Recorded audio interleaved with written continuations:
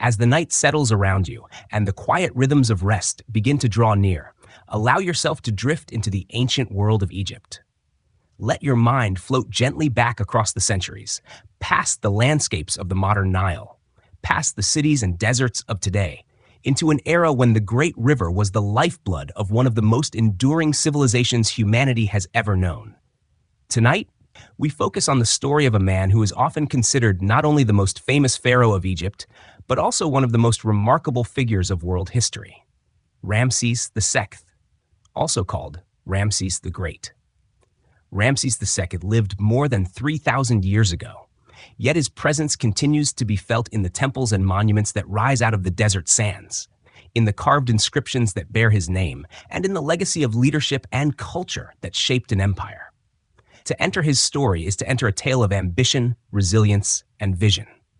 But for our purposes now, in this calm hour as you prepare for sleep, it is also to enter a soothing journey through the rhythms of the past, where the great sweep of history becomes a kind of lullaby, guiding you into dreams. The land of Egypt itself is the stage upon which Ramses lived his extraordinary life. The Nile River, flowing steadily from south to north, created a corridor of fertility in the midst of vast deserts. Each year, its floodwaters renewed the soil, allowing crops to flourish and communities to thrive. The Egyptians believed this was a divine gift, a blessing from the gods who ensured order and life in the universe. Into this ordered world was born Ramses II during the 19th dynasty, at a time when Egypt was both a mighty power and a land facing challenges from within and without.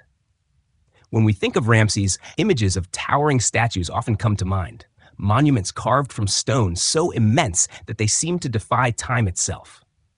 Yet behind these grand representations was a human being, a child once cradled in the palace of his father, Seti I, a young man trained in the arts of war and governance, and eventually a ruler who would reign for more than 60 years.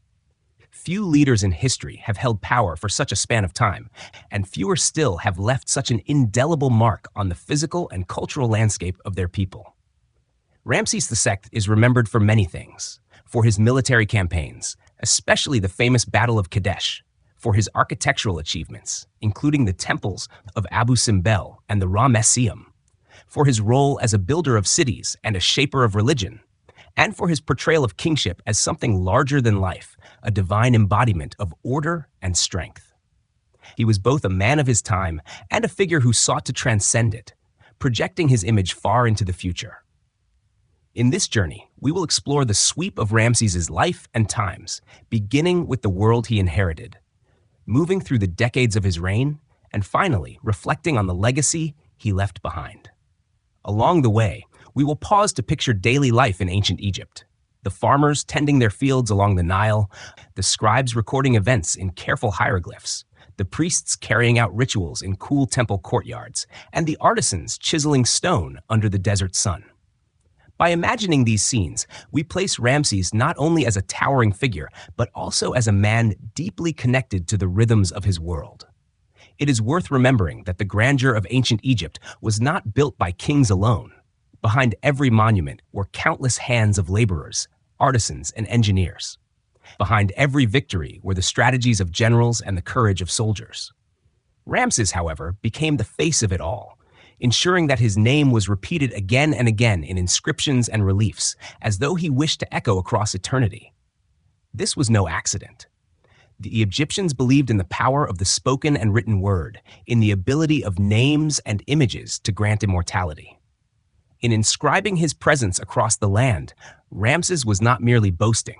He was securing his place in the cosmic order, ensuring that he would be remembered as long as Egypt endured. As you rest and listen, let your mind settle into the slow currents of this history. Imagine the golden light of the Egyptian sun reflecting off the river. Picture the sound of water lapping against wooden boats, the calls of herons rising above the reeds, and the distant hum of daily life in villages of mud brick houses. Imagine the cool interiors of temples, where incense drifts through shafts of sunlight and priests chant words of power. It is in these places that Ramses' story unfolds, not in the abstract, but in the textures of real life lived thousands of years ago. This introduction is your invitation. We will move gently but steadily through Ramses's world, from his childhood to his reign, from battles to building projects, from his relationships with queens and children to his place in myth and memory. Each chapter will unfold like the passing of seasons along the Nile, one flowing into the next, carrying us deeper into the heart of ancient Egypt. And as you listen, you may find that the steady cadence of history provides not only knowledge, but also rest, carrying you peacefully towards sleep. So breathe deeply. Allow the past to become present in your imagination. And let us begin the calm, expansive journey into the entire history of Ramses II, Pharaoh of ancient Egypt, Ramses the Great. As we begin the long, gentle journey through the life of Ramses II, let us first drift back to the very beginning, to the land and time into which he was born. It is the 13th century BCE, during Egypt's 19th dynasty, a moment in history when the Nile flows with the same patient rhythm it has for millennia, renewing the soil and nourishing the people who depend upon it. The desert stretches endlessly beyond the fertile valley, vast and silent, while within the green corridor along the river, villages and towns bustle with the steady hum of daily life. Egypt at this time is both powerful and vulnerable. The earlier glory of the New Kingdom, founded by Pharaoh Ahmose and expanded under Thutmose III, has established Egypt as a dominant force in the Near East. Yet power attracts rivals, and Egypt's position requires constant vigilance against the Hittites to the north, Libyan tribes to the west, and unrest in the southern territories of Nubia. It is into this world of promise and tension that Ramses is born, the son of Pharaoh Seti I and Queen Tuya. The name Ramses, meaning Ra has fashioned him, already places the child within the divine order. To the Egyptians, names are not mere labels. They are essences that carry spiritual weight. From the moment of his birth, Ramses is tied to Ra, the great sun god, a sign of the destiny that awaits him. His family lineage also ensures he is raised in the very heart of Egyptian power, surrounded by rituals, ceremonies, and the constant reminders that pharaohs are not just rulers but living gods, mediators between heaven and earth. Let us imagine the palace into which Ramses is born. Though the actual palaces have long vanished, replaced by dust and fragments, we can reconstruct them through records and archaeology. These were grand complexes of mud brick, decorated with painted walls and filled with courtyards, gardens, and pools. Within them, servants moved quietly, priests conducted rituals, and scribes recorded the rhythms of royal life. The young prince would have been cradled not only by his mother, but also by a community of nurses, tutors, and guardians, ensuring his health and preparing him for the heavy burden of kingship. The wider Egypt he inherits is a land shaped by cycles. Farmers rise early to the crow of ibis birds, tilling fields of barley and emmer wheat with wooden plows drawn by oxen. Women grind grain on stone querns, while children play along the riverbanks, their laughter mixing with the sounds of water and wind. Fishermen cast their nets, craftsmen carve wood and stone, and in the background of it all, the temples hum with the chanting of priests who keep the balance of Ma'at, order, truth, and justice, through offerings to the gods. This is the world Ramses would have observed as a child, learning the patterns of the land that would someday be his to rule. Seti I, his father, is an accomplished pharaoh who restores stability after the tumult of the previous dynasty. He is remembered as a warrior king, campaigning in Syria and Libya, and as a builder who raises great temples, including his magnificent mortuary temple at Abydos. To grow up as his son is to grow up under the shadow of both responsibility and example. From early on, Ramses would have been told that he must continue his father's legacy, defending Egypt from threats and honoring the gods with monuments and devotion.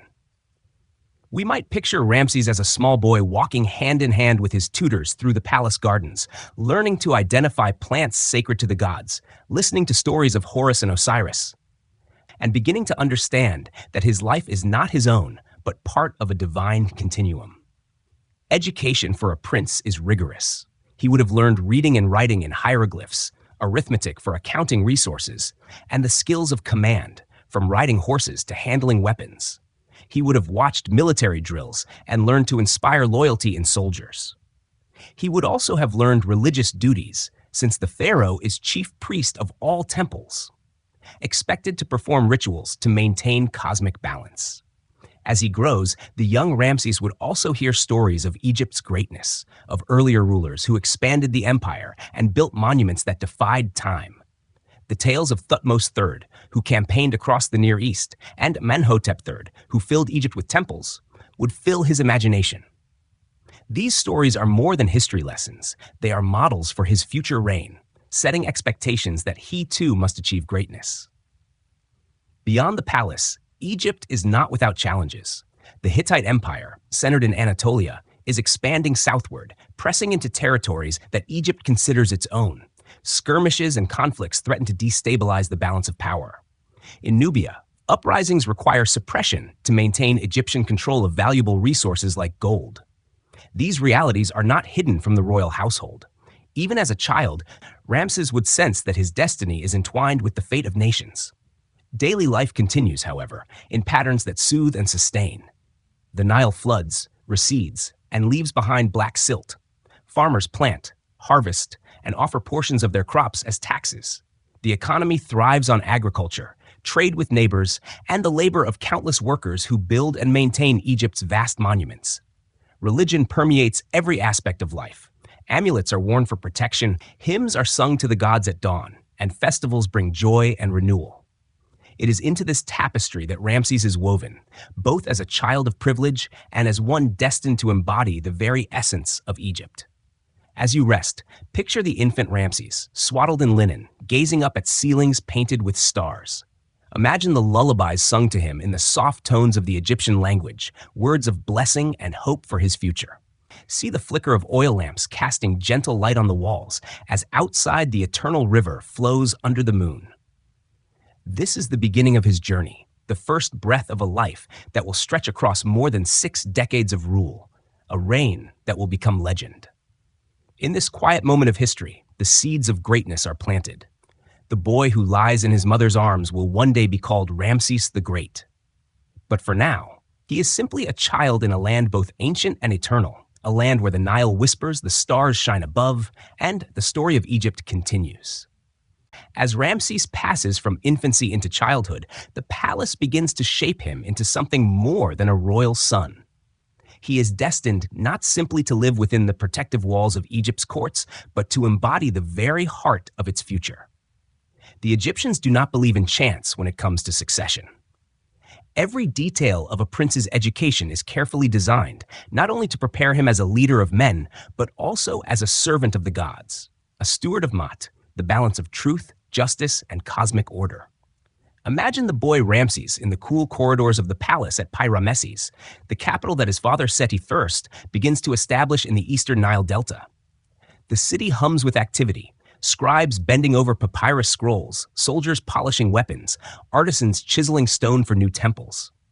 Ramses grows up surrounded by this environment of creation and discipline. Even in his youth, he is immersed in the sense that Egypt is not just a kingdom, but a divine mission. Education for a prince is both intellectual and physical. From dawn, tutors guide him through lessons in hieroglyphs, the sacred writing of Egypt. These intricate symbols, painted and carved into monuments, are not merely words, but carriers of divine power. To read and write hieroglyphs is to tap into the eternal, to give form to the voice of gods and kings. Ramses' small hands practice drawing the falcon of Horus, the seated figure of Osiris, the radiant disk of Ra. He learns not only how to read, but how to feel the weight of words that claim dominion over time itself. Mathematics also forms part of his training. He learns to calculate harvests, measure land, and record tribute. These skills are practical, for Egypt's wealth lies in the fertile soil of the Nile Valley, and a pharaoh must ensure that resources flow efficiently to temples, armies, and palaces. The boy absorbs these lessons while scribes oversee his work, ensuring that he can one day supervise the bureaucracy upon which the kingdom depends. But intellectual training alone does not prepare a king. Ramses is also molded in the arts of war. His tutors teach him to handle a bow, to ride a chariot, to wield a spear. The clatter of wheels and the neighing of horses echo through the palace grounds as he practices under the hot Egyptian sun. In time, he will be expected to command armies, to lead them against foreign powers, and to embody the warrior king tradition. By training early, his body is conditioned to endurance and his spirit to courage. Beyond reading and fighting, Ramses is taught the rituals of religion. He learns that the pharaoh is the earthly embodiment of Horus, son of Osiris, destined to uphold the sacred balance of the universe. Priests instruct him in the chants, offerings, and ceremonies that maintain Egypt's relationship with the gods. In the cool darkness of temple sanctuaries, young Ramses observes incense rising like prayer into the sky, offerings of bread and beer laid upon altars, and statues of deities adorned with fine linens and gold. These impressions settle deeply into his memory, teaching him that rulership is not merely politics, but sacred duty. The young prince also witnesses the vast machinery of Egypt's empire. Messengers arrive at the palace bearing news from distant lands, reports of Hittite movements in Syria, trade caravans from the Levant, tribute from Nubia. Through these reports, Ramses begins to understand Egypt not just as the land he sees, but as a network of power stretching far beyond the Nile Valley. The names of foreign kings and strange cities become familiar to him, planting the seeds of his future role on the international stage. Family life surrounds him as well. Queen Tuya, his mother, is a steady influence. She embodies the Egyptian ideal of the queen as mother of the royal line and supporter of the divine order. Through her, Ramses learns the values of dignity and loyalty. He also grows up among brothers, sisters, and extended kin, though his destiny as crown prince sets him apart. Even in play, he is reminded of the expectations upon him. Daily routines balance training with leisure. Children of the royal court play with carved wooden toys, small boats floated on pools, and balls made from leather. Ramses likely enjoyed these diversions, but always under the watchful eye of tutors who ensured that play did not replace discipline.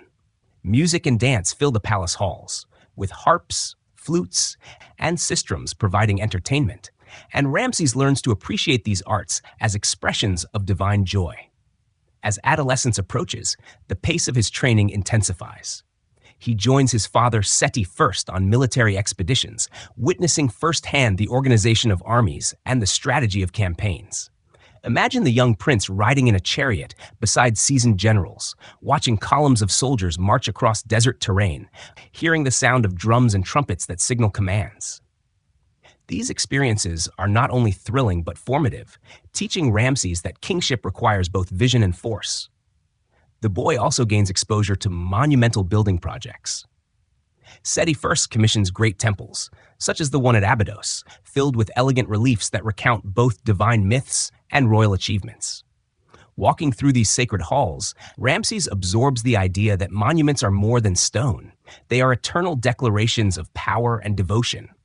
He sees workers carving his father's name into the walls and understands that a king's memory is secured through building.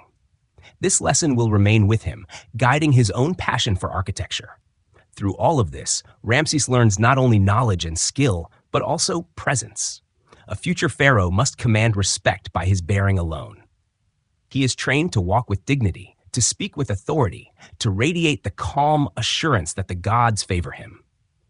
Even as a teenager, observers note his charisma, the way he seems destined for greatness.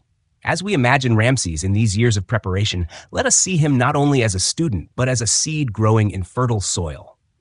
Every lesson in language, every drill with the chariot, every ritual observed in temple courts nourishes him.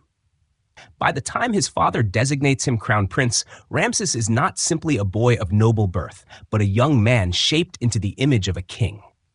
As you drift into deeper calm, picture the teenage prince standing on the balcony of a palace, gazing across the shimmering waters of the Nile. Behind him are tutors and priests. Before him lies the vast kingdom he will one day inherit.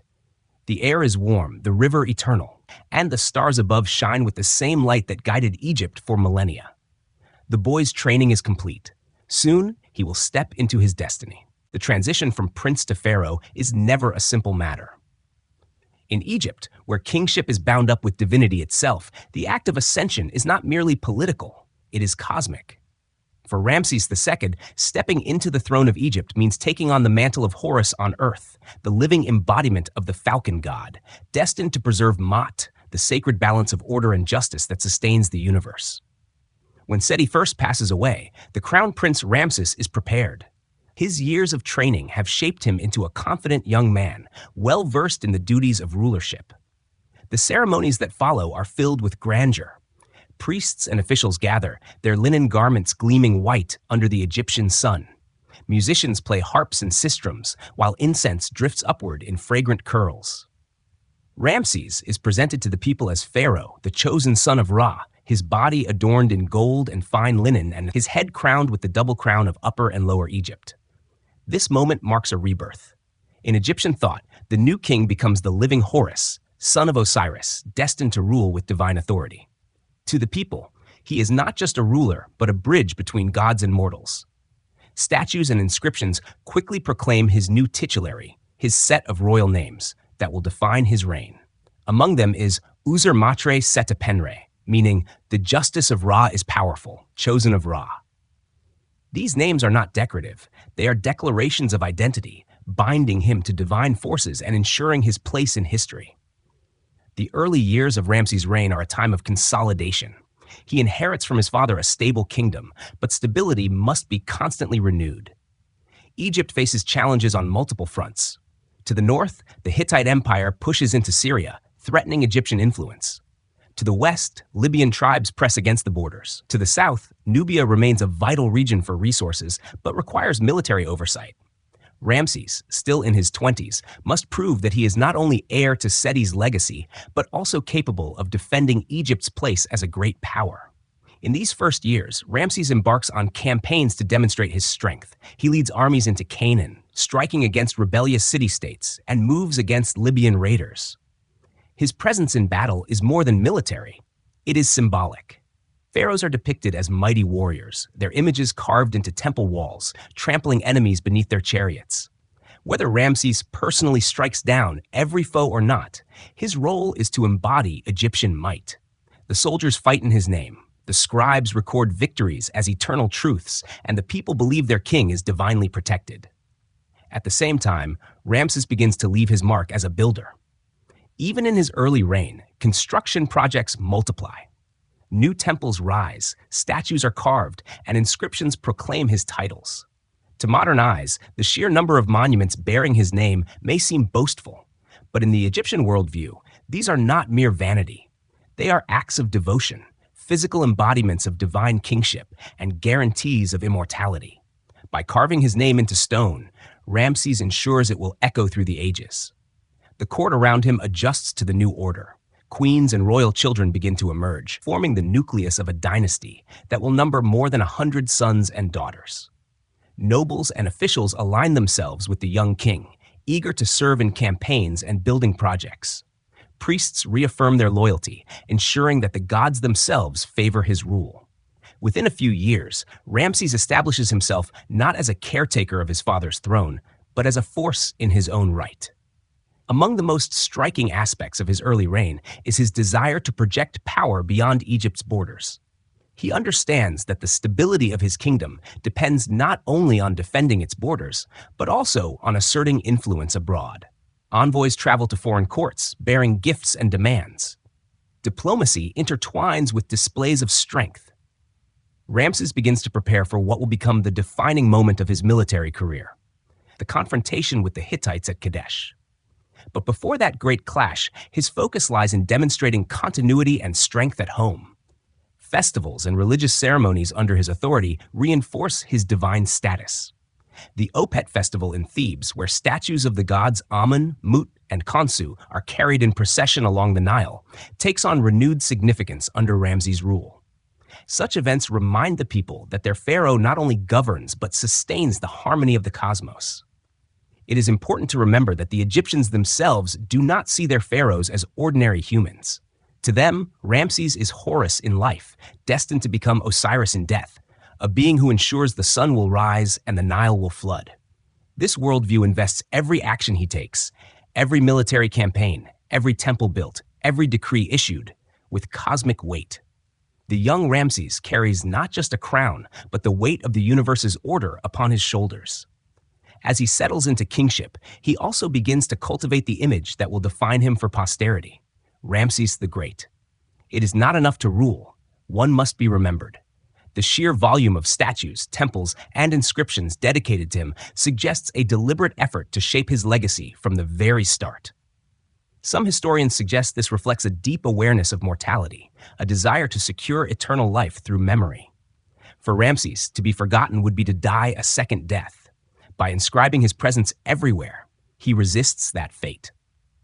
Picture Ramses in these years, a young man in his 20s, standing tall in the courtyard of a temple, the sun glinting off his golden pectoral, priests chanting blessings, and soldiers waiting in formation.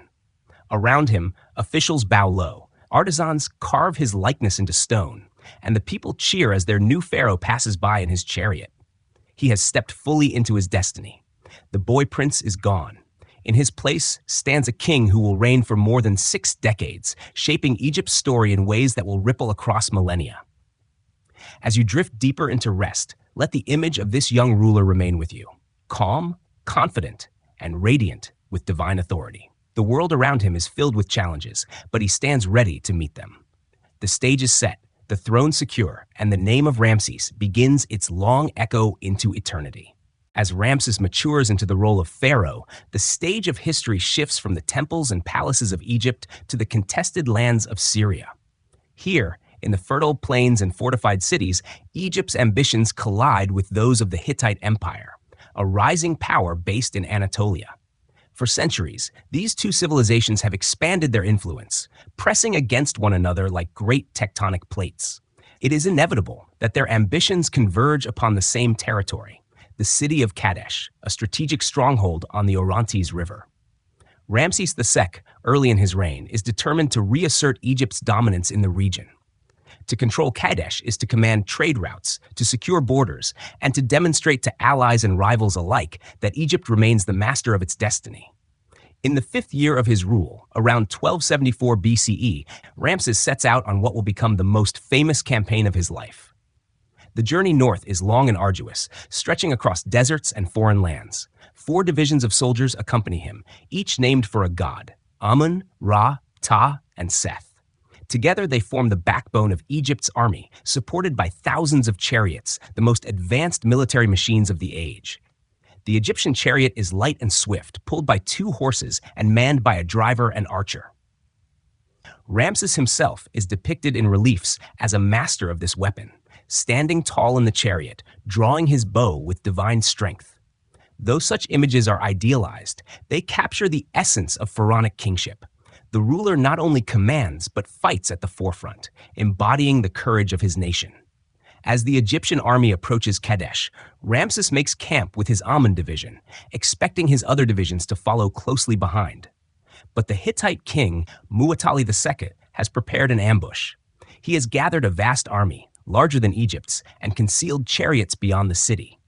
Through deceptive intelligence, perhaps false deserters, Ramses is led to believe that the Hittites are far away. Confident, he advances, only to discover that the enemy lies in wait. The Hittite chariot strikes suddenly, thundering across the plains, smashing into Ramses' divisions.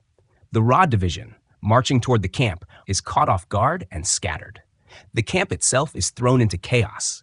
Soldiers flee, chariots overturn, and the pharaoh finds himself dangerously exposed. Here, the story takes on legendary proportions. According to Egyptian inscriptions, Ramses does not falter. Mounted in his chariot, he calls upon Amun for strength and charges directly into the heart of the enemy. The reliefs carved into temple walls show him single-handedly repelling thousands, his arrows felling foes, his presence rallying the scattered Egyptian troops. Whether literal or symbolic, this moment becomes the defining image of Ramses as warrior, the lone pharaoh, divinely inspired, turning the tide of battle through sheer courage. Reinforcements eventually arrive, including the Ta division and allied troops from Amurru, helping to stabilize the field. The Egyptians push back against the Hittites, reclaiming order from near disaster. The battle rages on, but neither side achieves decisive victory.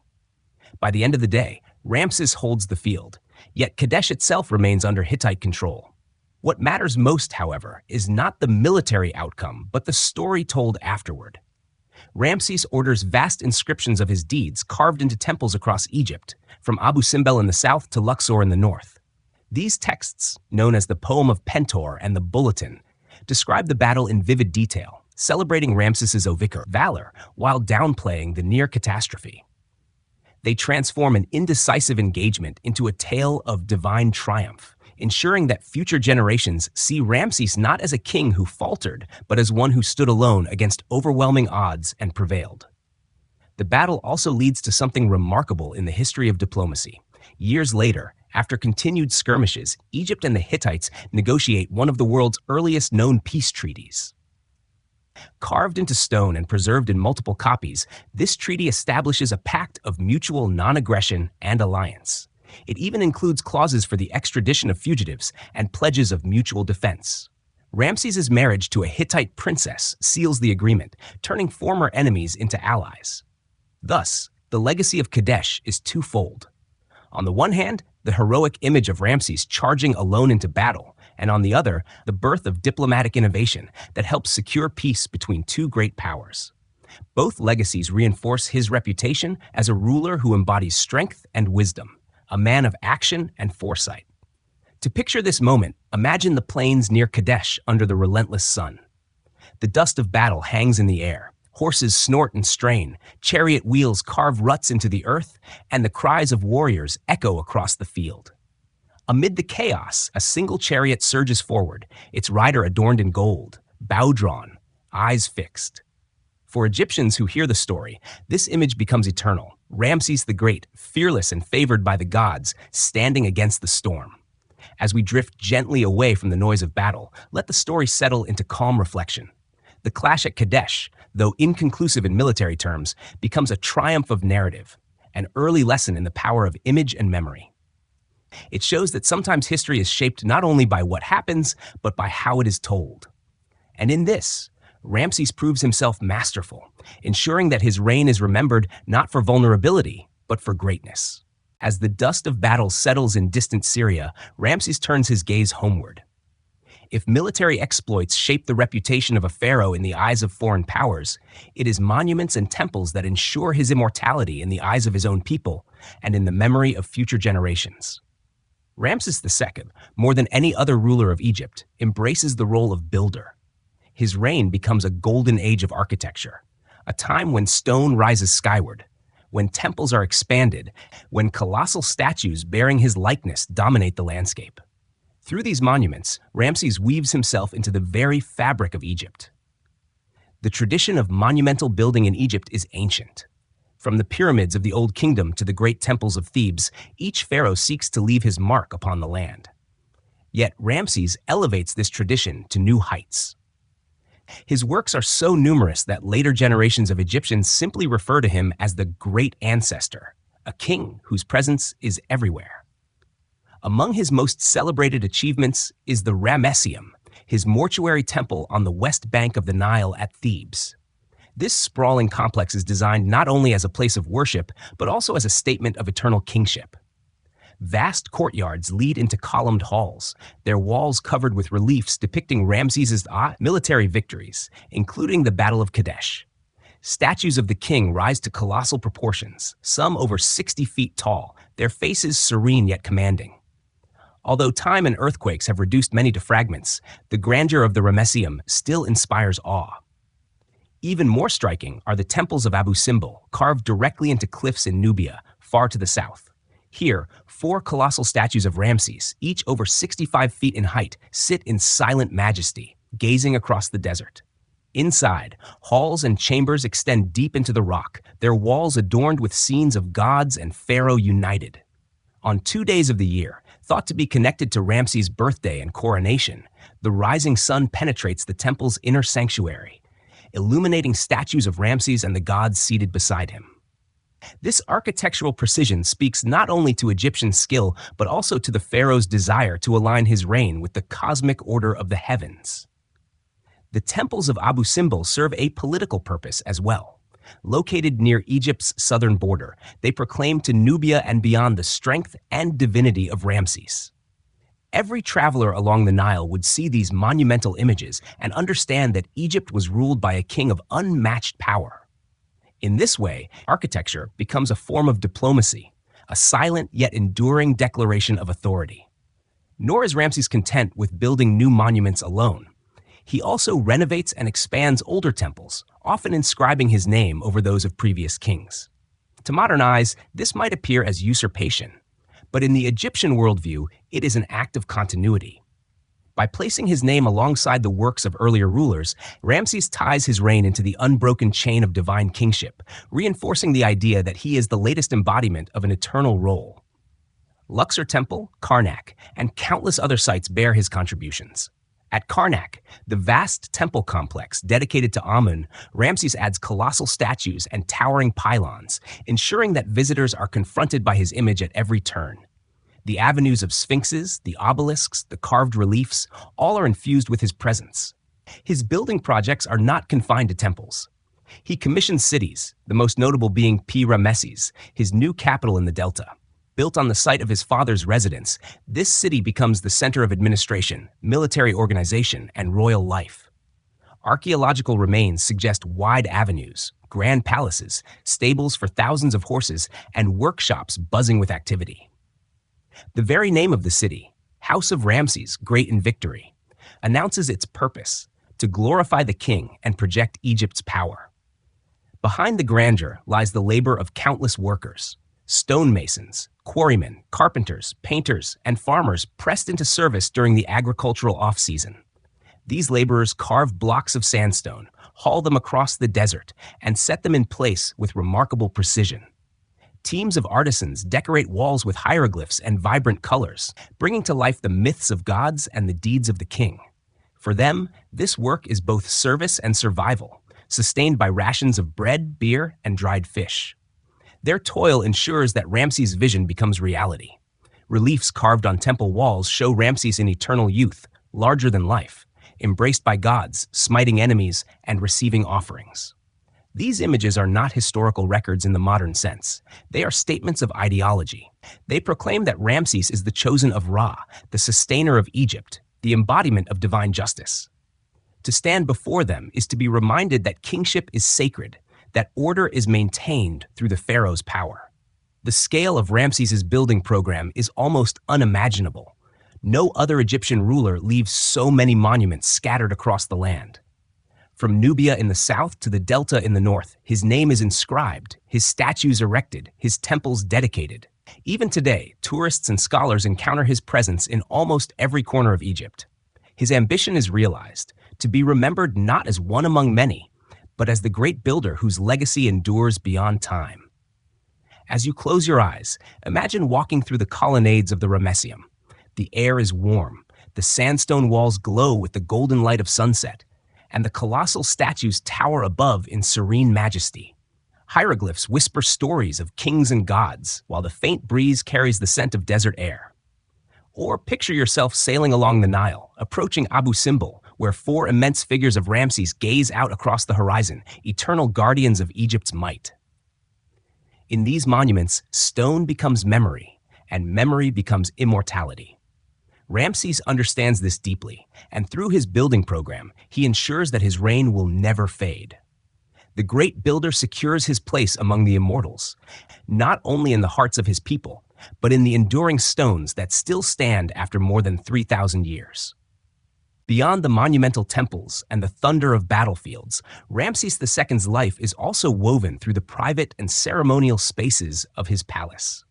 For all the grandeur of kingship, the daily reality of a pharaoh is surrounded by family, courtiers, and the complex rituals of domestic governance. To understand Ramses fully, we must step away from the colossal statues and imagine the intimate rhythms of palace life, where queens, children, and advisors form the living heart of his dynasty. At the center of Ramses' household stands Queen Nefertari, his great royal wife. Renowned for her beauty and wisdom, she holds a special place in Ramses' affections. Their relationship is immortalized in the magnificent temple of Abu Simbel, where Nefertari's statues stand nearly equal in size to her husband's, an honor seldom granted to queens. In the smaller temple, dedicated to the goddess Hathor, Nefertari herself is portrayed as Hathor incarnate, a partner in divinity.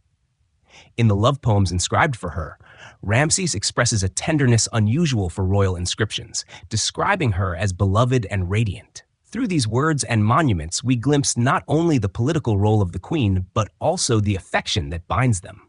Nefertari is more than consort. She is diplomat, priestess, and mother.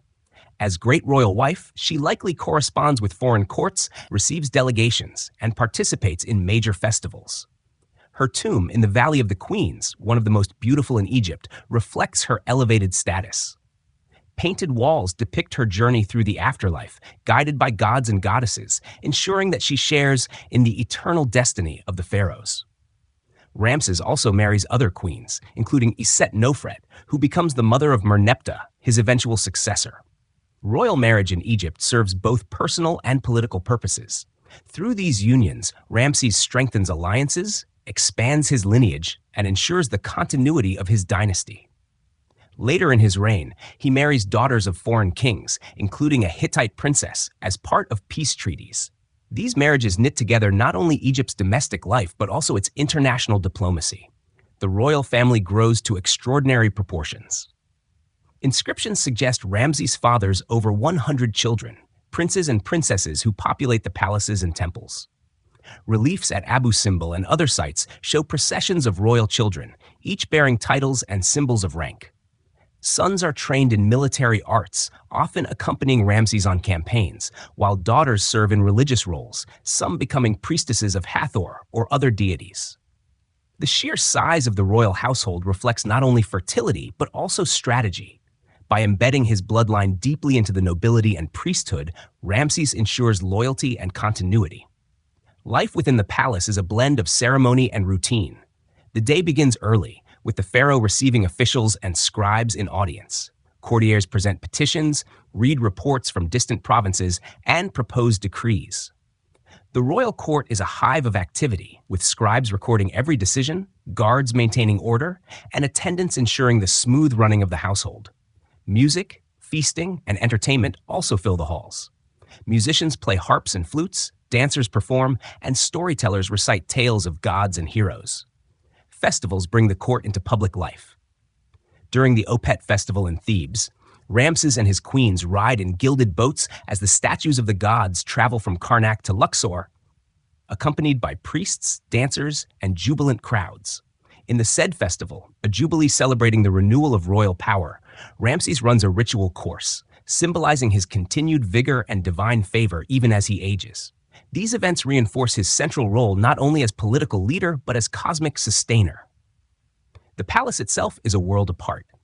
At Pi-Ramesses, the capital, Ramses builds in the delta. Excavations suggest sprawling palaces with frescoed walls, lush gardens, and pools for leisure.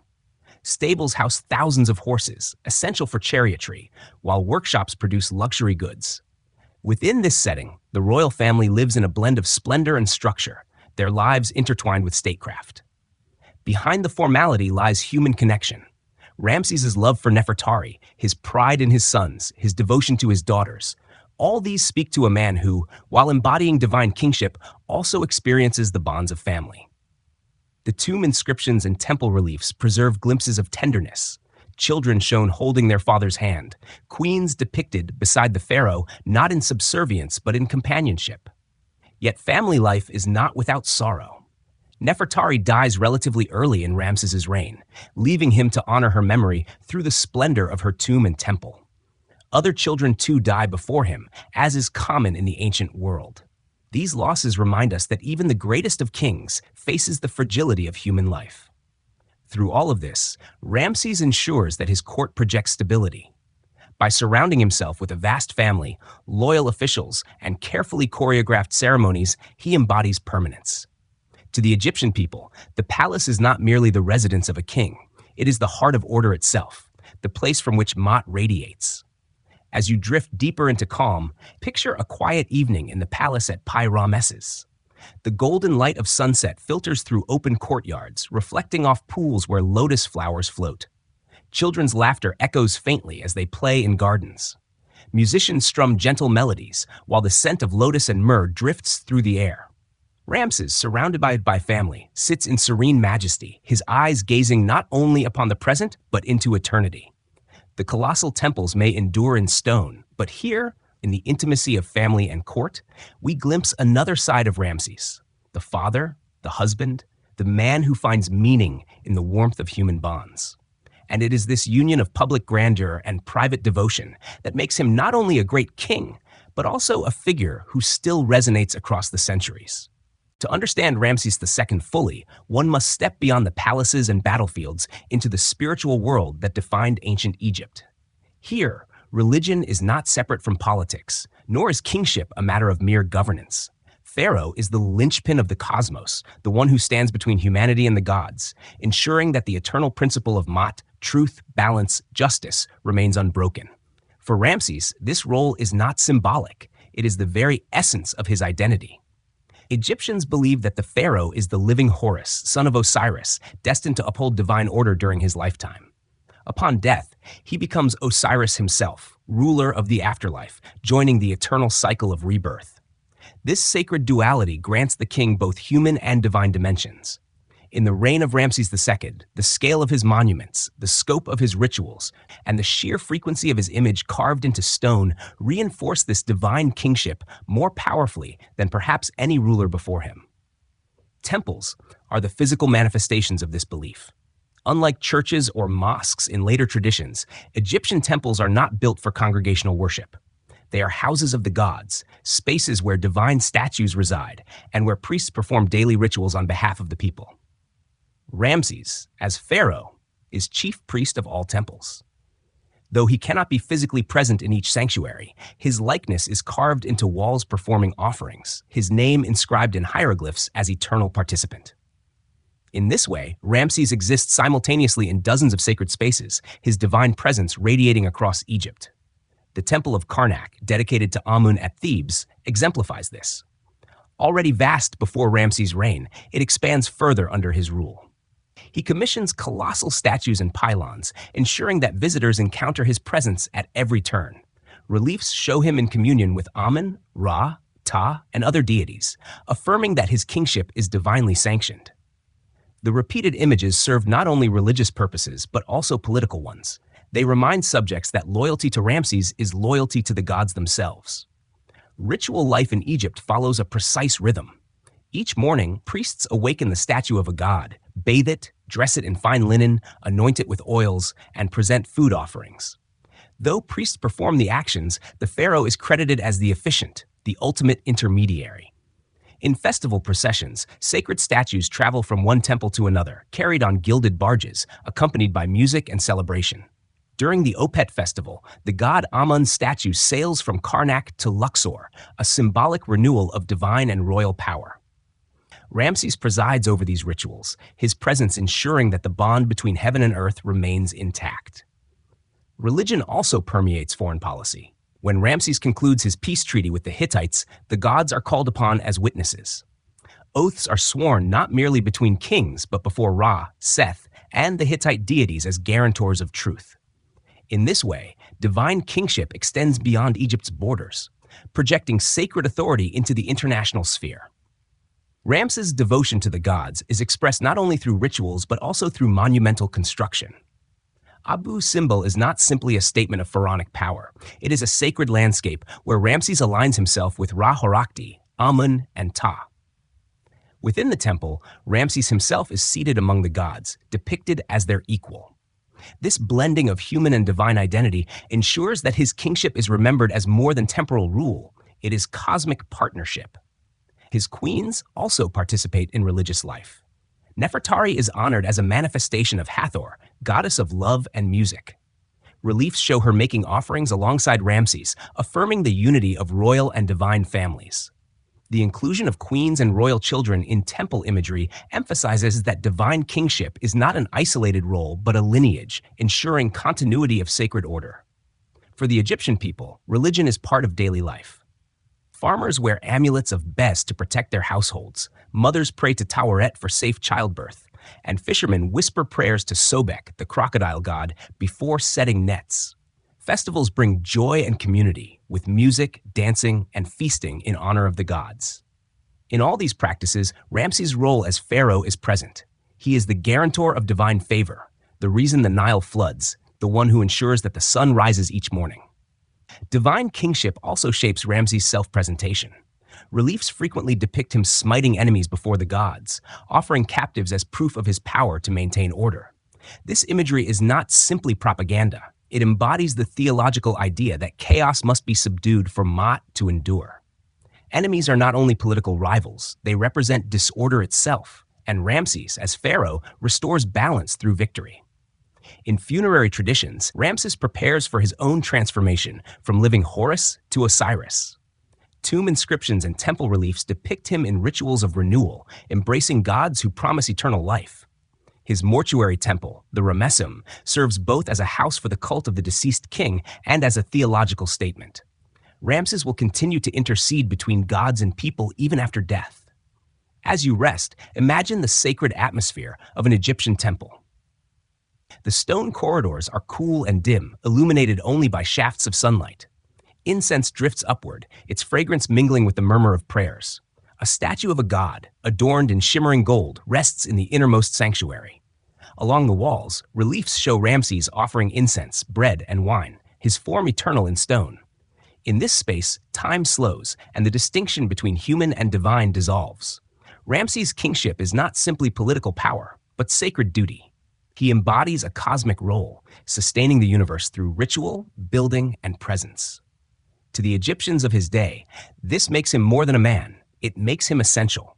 And to us, reflecting across 3 millennia, it reveals the profound intertwining of religion and rulership in one of history's most enduring civilizations. As Ramses II moves into the later decades of his reign, his story takes on a new rhythm. The vigor of youth, once displayed on battlefields and in the relentless pace of construction, gradually gives way to the steady patterns of governance, diplomacy, and continuity. Yet Ramses continues to rule with a presence that radiates strength, longevity, and divine favor. His reign stretches into its 6th, 7th, and even 8th decade, an almost unimaginable span for the ancient world. In this time, Egypt enjoys stability, prosperity, and a sense of enduring order. Having secured peace with the Hittites through one of history's first recorded treaties, Ramses turns much of his energy toward consolidating Egypt's internal strength. Trade routes are maintained and expanded. Caravans bring timber from Lebanon, copper from Cyprus, and exotic goods from the far reaches of Africa. Merchants carry incense, gold, and precious stones, while scribes carefully record quantities and destinations. The flow of resources enriches temples and palaces, ensuring that the economy remains vibrant. Egypt stands not as a nation in decline, but as a powerful kingdom projecting confidence. Ramses' longevity itself becomes a symbol of divine favor. In a time when life expectancy is short and kings rarely reign for more than a few decades, his continued rule into his 90s is seen as proof that the gods smile upon him. Festivals and jubilees multiply, celebrating not only his power but his endurance. The Sed festival, traditionally held after 30 years of rule to renew the king's strength, becomes a recurring event in Ramses' later years. He is depicted running ritual courses, a symbolic act affirming his eternal vigor. These ceremonies reassure the people that their pharaoh remains capable of sustaining Ma'at. Within the palace, Ramses presides over a vast family. His sons, now mature, hold important posts in the military and priesthood. Merneptah, one of his younger sons, eventually emerges as heir. The continuity of the dynasty is secure, a reflection of Ramses' foresight. His daughters also serve in priestly roles, reinforcing the bond between royal family and religious life. The sheer scale of his descendants creates a living legacy, embedding his lineage deep into Egypt's fabric. Temples and monuments continue to rise. Even as his hair whitens and his body shows the marks of age, Ramses' building projects do not cease. Additions are made to Karnak, Luxor, and Pi-Ramesses. New statues are carved, bearing his likeness in eternal youth. These works serve not only as devotion to the gods, but as reminders that Ramses remains active, his reign vibrant even in old age. The scale of his monuments ensures that his presence endures across the land. Diplomacy also remains central. Relations with the Hittites transform from rivalry to alliance. Royal marriages reinforce bonds, and correspondence between courts reflects mutual respect. This shift allows Egypt to enjoy relative peace in its later years, sparing the kingdom from constant military strain. Instead, resources flow into prosperity and cultural flourishing. For the Egyptian people, these decades bring stability. Farmers continue their cycles of planting and harvest, confident that the Nile will flood and Pharaoh will ensure order. Artisans refine their craft, producing exquisite jewelry, pottery, and statuary. Priests perform rituals in well-maintained temples, their work supported by the wealth of offerings and endowments. Life moves with the steady rhythm of tradition, under the reassuring shadow of a ruler who seems eternal. Yet time leaves its mark even on the greatest of kings. Ramses' later statues depict him with softened features, less idealized than before, perhaps reflecting the reality of age. He suffers the ailments of long life, arthritis, dental disease, and the wear of decades. Still, he continues to appear in public ceremonies, presenting himself as vigorous, favored by the gods. His ability to endure becomes part of his legend, to a sign that he is more than mortal. The court around him evolves as generations shift. Officials who served under Seti I have long since passed, replaced by younger administrators who know only Ramses as ruler. For them, he is not just a king, but the embodiment of continuity itself.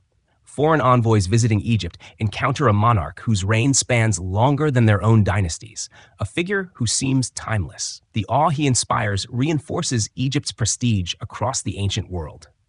As we picture Ramses in these later years, let us imagine him seated in the colonnaded hall of the Ramesseum. The air is filled with the scent of incense, sunlight filters through high windows, and courtiers bow as they approach. His face, lined with age, carries the wisdom of decades. His voice, though softened, commands respect. Around him stand sons, grandsons, and great-grandsons, a living testament to his legacy. He raises his hand in blessing, and the court responds with chants of loyalty, affirming that Mat endures under his reign. Even as the years stretch onward, Ramses does not fade into obscurity. Instead, he becomes a living monument, revered as much for his longevity as for his achievements. In the collective imagination of his people, he is more than a pharaoh. He is a pillar of eternity, a figure who unites past, present, and future. As you drift into rest, hold the image of this aged yet radiant king. The Nile flows steadily outside, carrying its life-giving waters as it always has. Temples rise, families thrive, festivals resound. And at the center of it all, Ramses II, still on the throne, still embodying the divine balance of Egypt. His reign stretches like the endless river, a current of stability flowing through generations. Even for a king as seemingly eternal as Ramses II, time eventually claims its due. After more than 60 years upon the throne, longer than most of his subjects live, Ramses's body, worn by age, begins to fail. By the time of his death, he is around 90 years old, an extraordinary span for the ancient world. His passing is not merely the end of a human life, but the closing of an era. For the Egyptians, the death of a pharaoh is a cosmic moment. The living Horus becomes Osiris, ruler of the afterlife, and the cycle of kingship passes to the next generation. The rituals surrounding his death follow traditions owned for centuries. Embalmers carefully preserve his body through mummification, a process that takes 70 days. Organs are removed, the body dried with natron salts, and the skin anointed with resins and oils.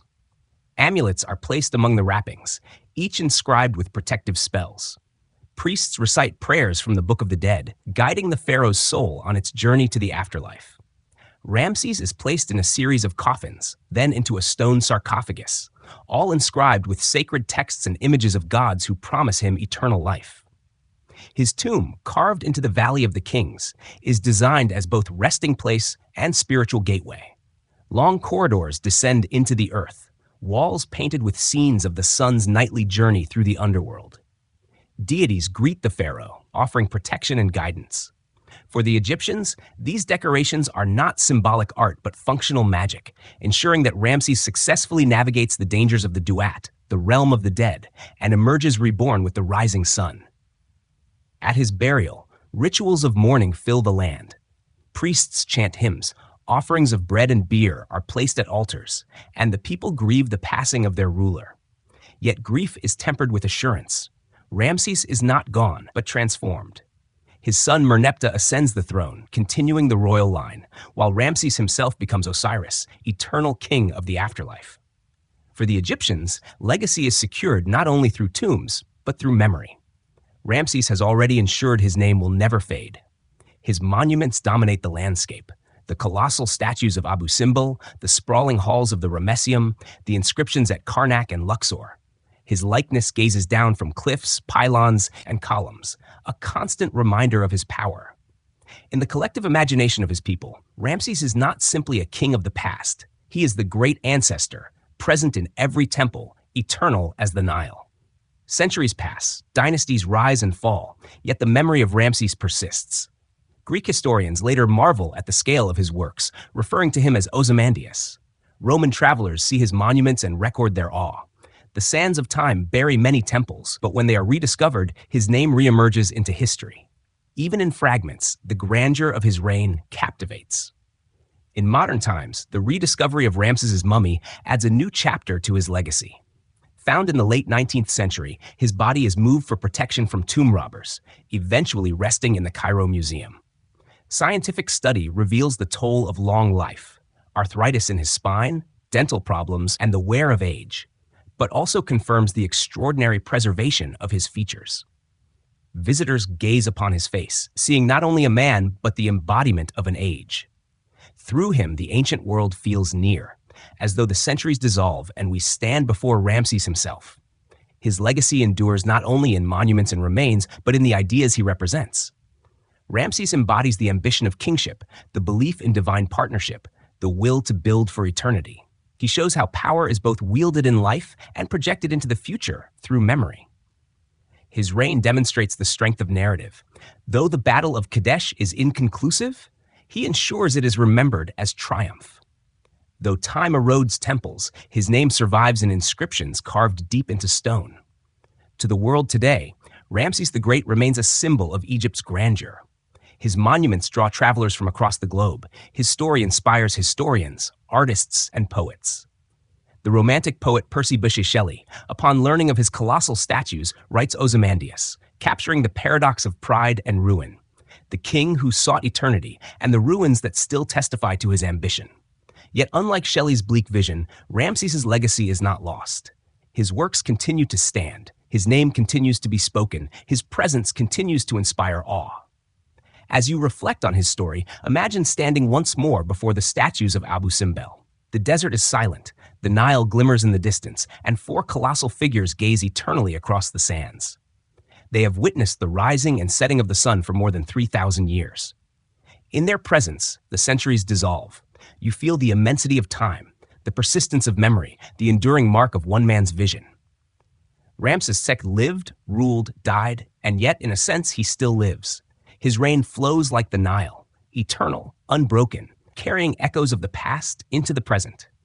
His story reminds us that history is not only a record of events, but a bridge across time, linking us to those who dreamed, built, and sought to be remembered.